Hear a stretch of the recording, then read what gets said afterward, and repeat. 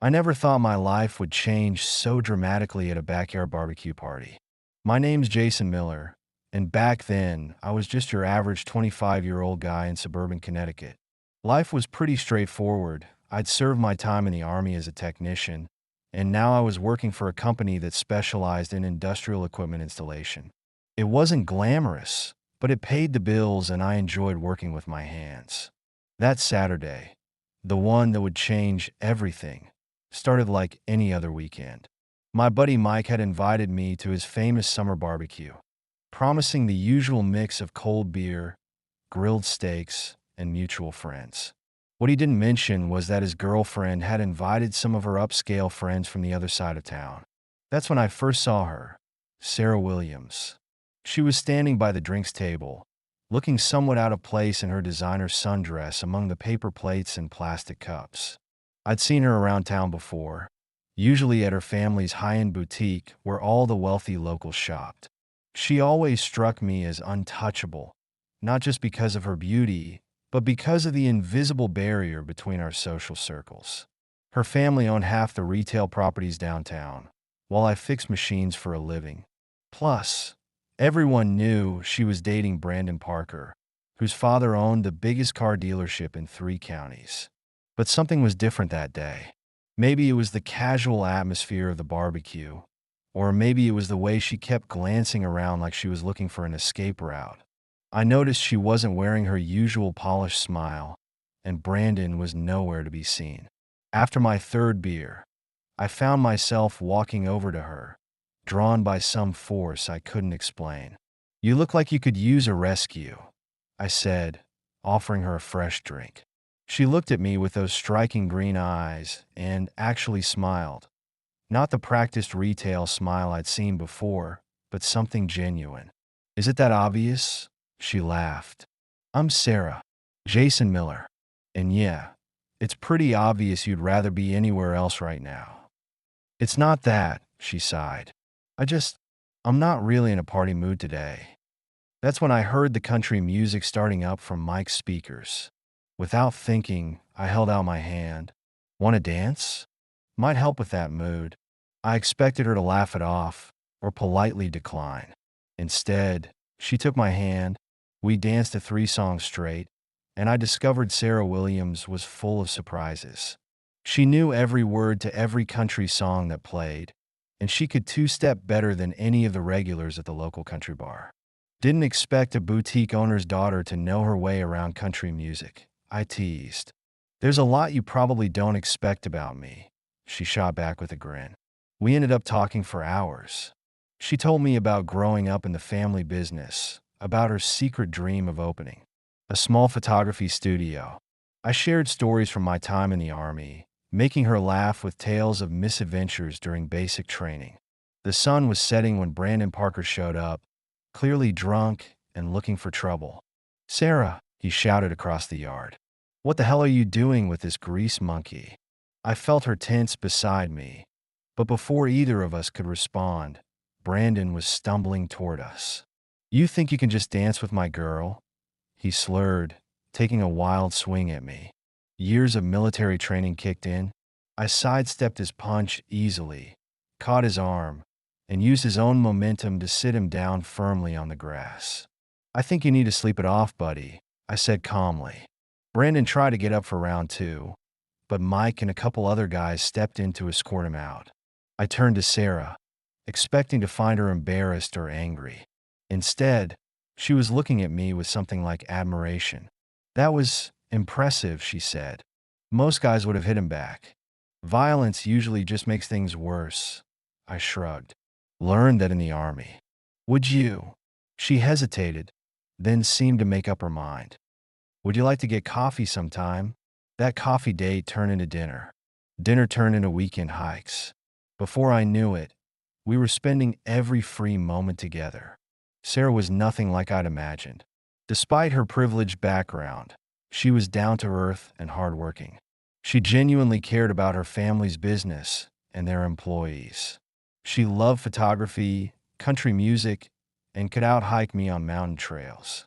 But it wasn't all smooth sailing. Her parents were less than thrilled about their daughter dating a blue-collar worker. Brandon kept trying to cause trouble, spreading rumors about me around town. Some of Sarah's friends stopped talking to her, but she didn't care about any of that.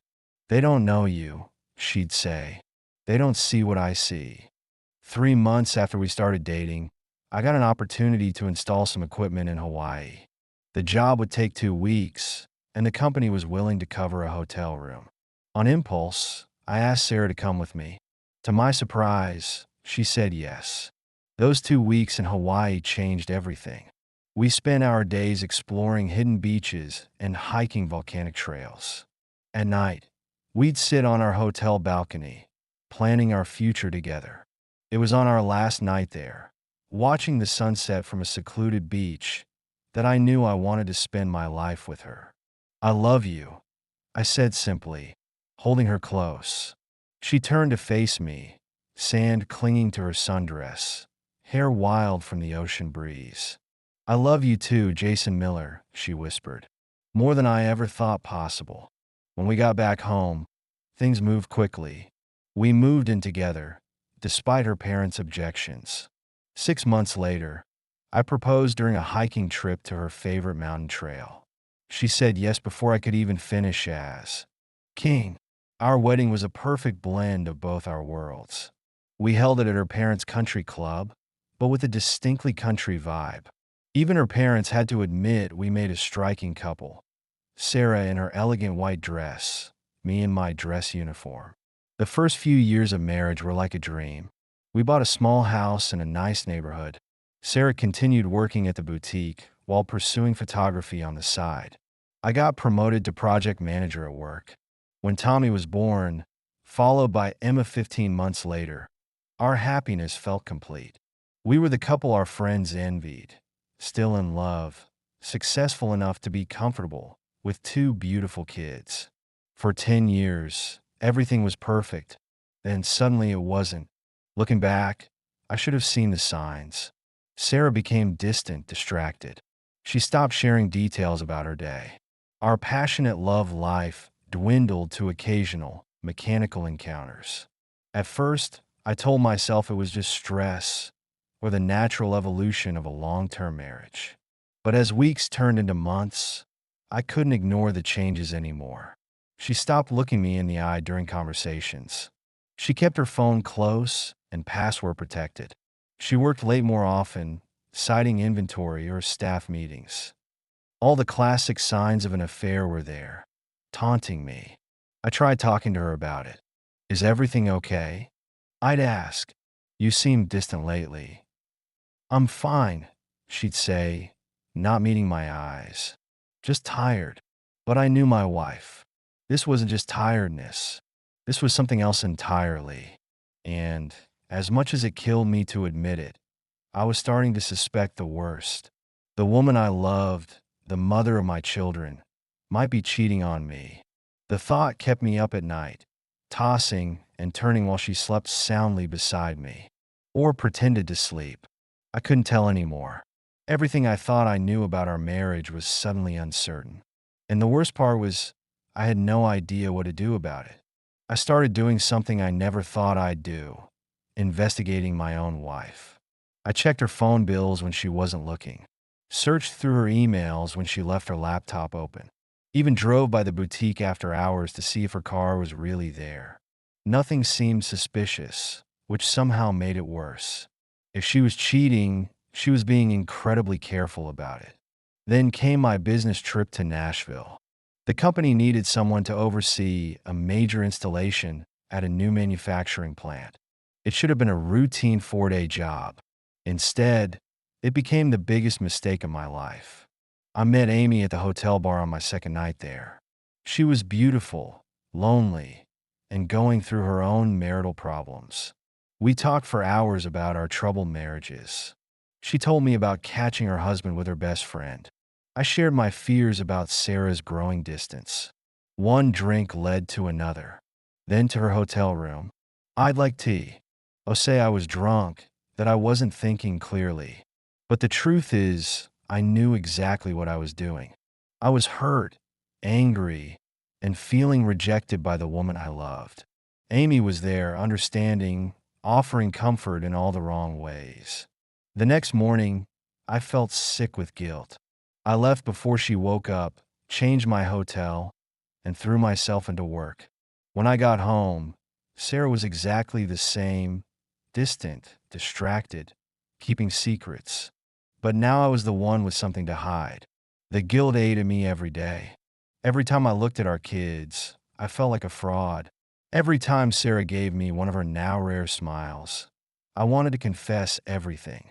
But I stayed silent, telling myself it was a one-time mistake that would never happen again. Then everything exploded. It started with a simple dinner invitation from Sarah. She was dressed up more than usual, had cooked my favorite meal. The kids were at her parents' house. I thought maybe she was finally ready to talk about whatever was wrong. Instead, she dropped a bomb. "The boutique is closing," she said quietly. "My parents are selling everything and moving to Florida." I stared at her, processing the words. "What? When did this happen?" "They've been planning it for months," she admitted. "I've been trying to change their minds, but suddenly, all her strange behavior made sense. The late nights weren't about affairs. They were emergency family meetings. The secretive phone calls were with lawyers and accountants. The password-protected phone contained sensitive business documents. She hadn't been cheating. She'd been trying to save her family's business. And I had betrayed her for nothing. "Why didn't you tell me?" I asked, my voice hoarse with emotion. She looked down at her plate. "I didn't want to worry you. We were trying to handle it within the family. And then things got so complicated." "I'm your husband," I said. "We're supposed to handle complications together." She started crying then, really crying. "I know. I'm so sorry. I've been a terrible wife lately. I didn't know how to tell you that everything my family built might disappear." I wanted to comfort her, but the guilt was crushing me. Here she was apologizing to me when I was the one who had betrayed our marriage. "Sarah," I started, my voice shaking. "There's something I need to tell you." But before I could confess, her phone rang. It was her father, with news that would change everything again. They'd found a buyer for the boutique, a major retail chain. They wanted to keep Sarah on as manager, with full creative control. The family legacy would continue, just in a different form. Sarah was ecstatic, hugging me tightly. "We're going to be okay," she kept saying. "Everything's going to be okay." But I knew it wasn't, because now I had to decide, should I confess my infidelity and risk destroying our marriage just when things were looking up? Or should I car? Why this guilt forever? Protecting her from a truth that would only cause pain? The decision was taken out of my hands a week later. One of my co-workers who'd been on the Nashville trip told his wife about seeing me with Amy. His wife told her friend, who told someone else, who eventually told Sarah's best friend Monica. And Monica, being a good friend, told Sarah.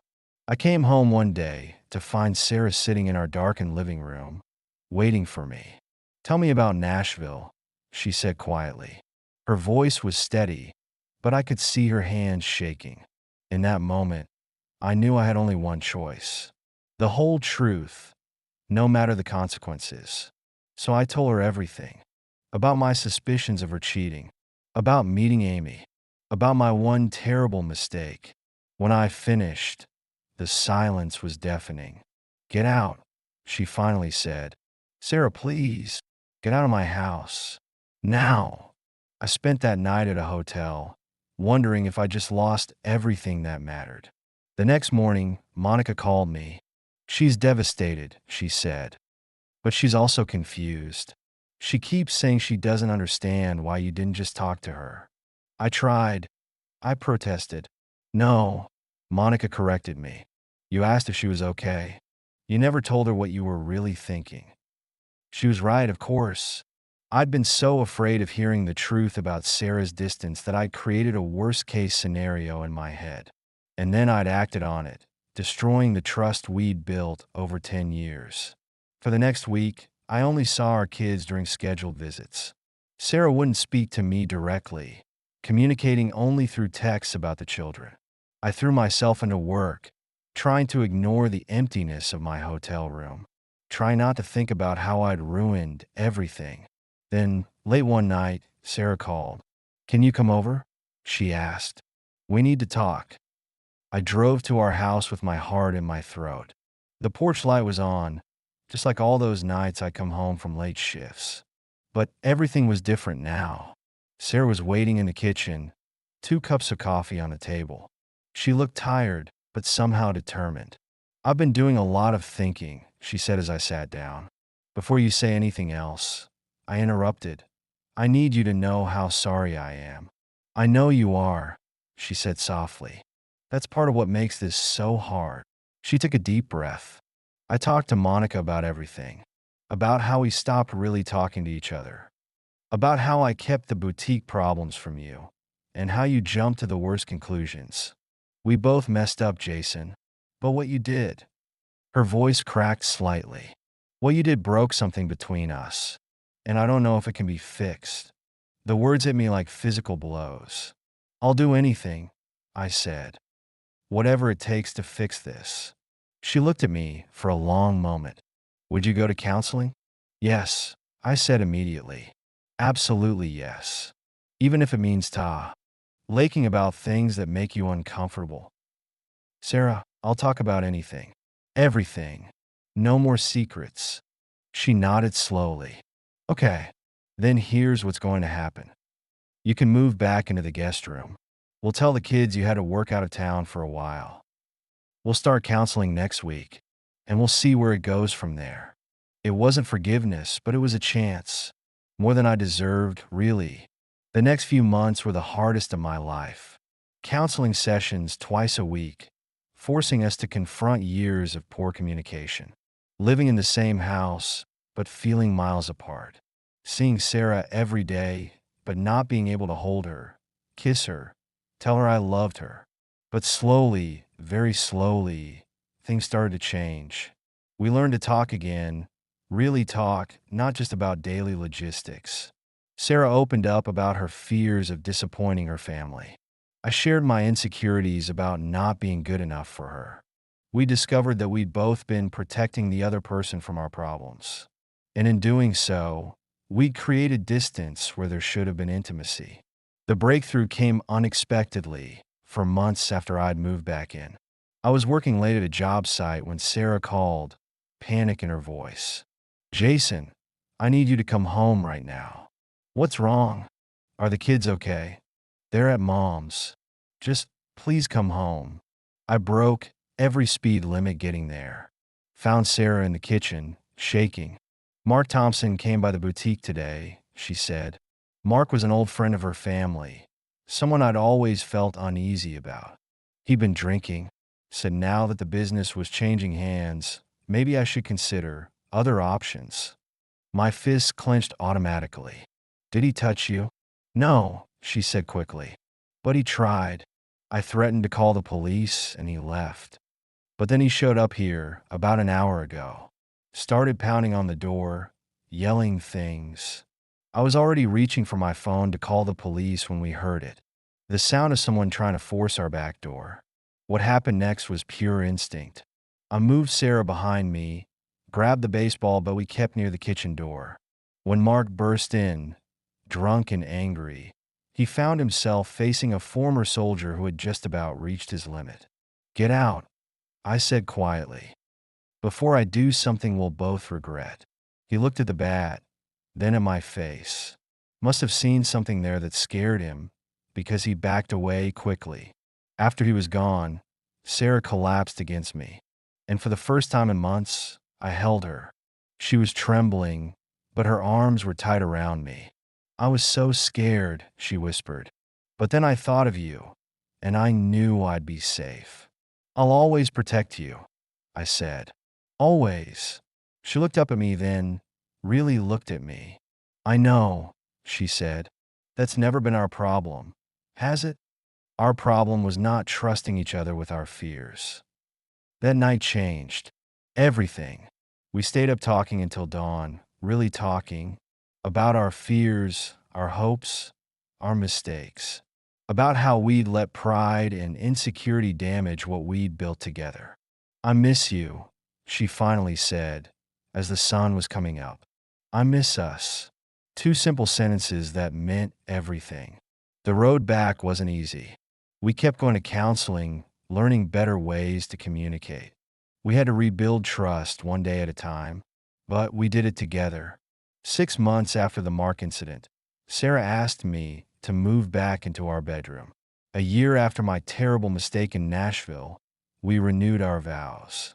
Not with a big ceremony this time, just us, our kids, and a few close friends on that same mountain trail where I'd first proposed. Sarah wore a simple white dress. I wore my old dress uniform. We wrote our own vows, promises not just of love and fidelity, but of honesty, communication, and trust. Promises to share our burdens, face our fears together, to never let pride or insecurity come between us again. The boutique thrived under the new ownership, with Sarah at the helm. I got promoted to regional manager at work. We bought a bigger house in the suburbs with a view of the mountains. But more importantly, we learned how to be partners again. Real partners, sharing everything, good and bad. Looking back now, I realize that sometimes you have to almost lose everything to understand what really matters. Sarah and I aren't perfect. We still have arguments, still face challenges. But now we face them together, openly and honestly. And every morning when I wake up beside her, I'm grateful for second chances. Grateful that love, real love, can survive even our worst mistakes. If we're brave enough to fight for it. If we're honest enough to admit our faults.